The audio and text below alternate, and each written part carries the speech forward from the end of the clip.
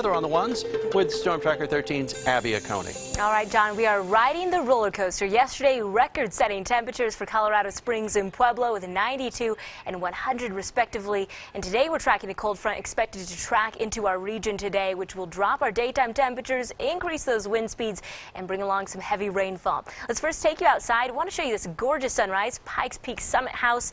Just love the sun glare there, looking over some of that cloud cover, which of course will increase later on in the day.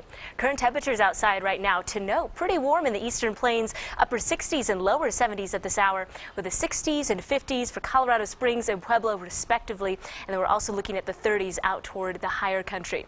Here's your skycast, everyone. So we'll show you a pretty quiet scene this morning, but later on this morning and then into the early afternoon, we start to notice some of that heavier activity. Start to notice some of that yellows up towards I-70 and then out towards Trinidad and Lamar as well. Really, the eastern plains is where we're expecting the majority of that heavy moisture. But if one of these cells passes along the burn scars, we're going to need to be monitoring that closely. Take a look at all that heavy stuff there off toward the eastern plains Friday afternoon. We're looking at another douser as we head into your Friday and Saturday. So, of course, we'll continue to keep you ahead of the storm and monitor those conditions as well. Highs today ranging in the 80s up and down the I-25 corridor. 88 for a high in Pueblo, 80 for Colorado Springs, 65 for Leadville, 75 for Gunnison for a high today.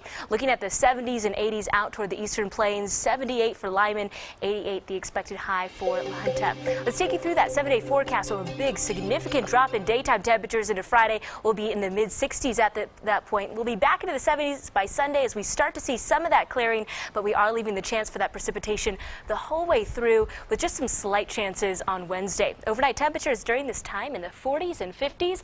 For Pueblo, we start things off in the 80s, drop down by about 20 degrees into the upper 60s by Friday. Just the incredible impact of this stormy system. Will be back into the 80s by Sunday. For Canyon City, here's your 7-day forecast. 60s on Friday with a 30% chance for those afternoon showers and thunderstorms. 70s and 80s we go Saturday on. Teller County, oh man, a lot of rainfall that we're working with Friday into Saturday.